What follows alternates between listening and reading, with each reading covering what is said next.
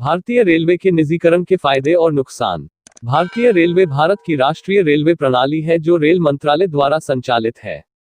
भारतीय रेलवे को केंद्र सरकार सार्वजनिक कल्याण को बढ़ाने के लिए चलाती है, ना कि लाभ कमाने के उद्देश्य के रूप में। भारतीय रेलवे मार्च 2019 तक 67,415 किमी के मार्ग की लंबाई के साथ आकार में दुनिया के चौथे सबसे बड़े रेलवे नेटवर्क का प्रबंधन करता है। सरकार के आंकड़ों के अनुसार भारतीय रेलवे को अगले 12 वर्षों के लिए 50 लाख करोड़ रुपए की जरूरत होगी, जबकि सरकार के पास इतना रुपया केवल इस सेक्टर पर खर्च करने के लिए नहीं है। भारत में रेल का चलना अंग्रेजों की देन है और दुनिया की सबसे बड़ी रेल सेवाओं में से एक भारतीय रेलवे 1853 में अपनी स्थापना के समय से सरकार के हाथों में रही है, लेकिन अब सरकार इसमें निजी क्षेत्र को भी शामिल कर रही है। आइए इस वीडियो में इसके फायदे और नुकसान के बारे में बात करते हैं। रेलवे का निजीकरण किस प्रकार होगा। वर्तमान में देश में 13,000 ट्रेनें चल रही हैं और डिमांड और सप्लाई के बीच समानता लाने के लिए 7,000 ट्रेनें और चलाई जाएंगी। वर्तमान में इस ट्रेनों का रेगुलेशन और मैनेजमेंट इंडियन रेलवे ही करता है, लेकिन अब मैनेजमेंट का काम प्राइवेट प्लेयर्स के हाथ में चला जाएगा। इसी दिशा में कदम उठाते हुए भारत सरकार ने इंडियन रेलवे के निजीकरण की दिशा में कदम उठाते हुए 109 रूट्स पर 151 यात्री ट्रेनें चलाने के लिए प्राइवेट पार्टीज को इन्विटेशन दिया है। इन रूट्स पर चलने वाली ट्रेनें कम से कम 16 कोच की होंगी और इनकी अधिकतम रफ्तार 160 किलोमीटर प्रति घंटा होगी। इंडियन रेलवे ने कहा है कि वह 35 साल के लिए ये परियोजनाएं निजी कंपनियों को देगा। हालांकि इन सभी ट्रेनों में ड्राइवर और गार्ड भारतीय रेलवे के होंगे। निजी प्लेयर्स भारतीय रेलवे को ट्रांसपेरेंट राजस्व प्रक्रिया के माध्यम से निर्धारित सकल राजस्व में हिस्सेदारी का भुगतान, निर्धारित ढुलाई शुल्क, वास्तविक खपत के अनुसार ऊर्जा शुल्क का भुगतान करेंगे।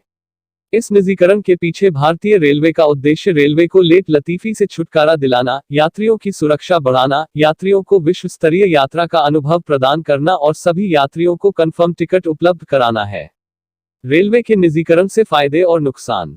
पहला तो सरकार का तर्क है कि निजी भागीदारी के तहत बनने वाली सभी ट्रेनें मेक इन इंडिया प्रोजेक्ट के तहत बनेंगी, जिससे रोजगार पैदा होगा, जो कि एक बहुत छोटा तर्क है क्योंकि ट्रेनें बिना निजी सेक्टर को दिए बिना भी मेक इन इंडिया प्रोजेक्ट के तहत बन सकती हैं। दूसरा, ट्रेनों का रखरखाव निजी क्षेत्र द्वारा किया जाएगा, जिससे उनमें साफ सफाई रहेगी। तीसरा, निजी क्षेत्र में जाने से ट्रेनें समय पर पहुंचेगी। यह तर्क भी बहुत मजबूत नहीं है क्योंकि सरकार उन कमियों को दूर कर सकती है जिसकी वजह से ट्रेनें लेट होती हैं। निजी प्लेयर ऐसा क्या करेंगे कि ट्रेनें लेट नहीं होंगी? यदि निजी प्लेयर्स ट्रेनें लेट होने से रोक सकते हैं तो फिर सरकार क्यों नहीं? चौथा, यात्रियों को बेहतर सुरक्षा मिल सकेगी क्योंकि निजी प्लेयर ज्यादा पैसा खर्च करके नई तकनीकी लाएंगे। इस तर्क में थोड़ा दम है क्योंकि सरकार का फिस्कल डेफिसिट बढ़ता जा रहा है और सरकार के पास और अधिक धन नहीं है।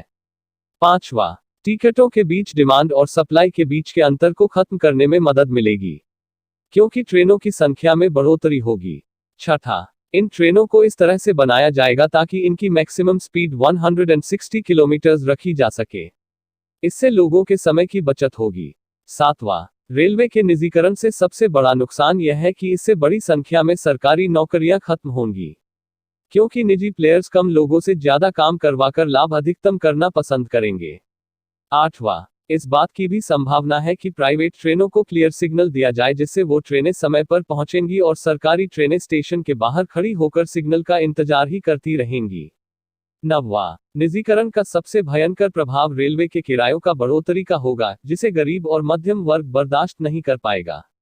मोटे तौर पर ऐसा कहा जा सकता है कि रेलवे का निजीकरण ठीक वैसा ही परिणाम लाएगा जैसा कि सरकारी और निजी स्कूलों के बीच है।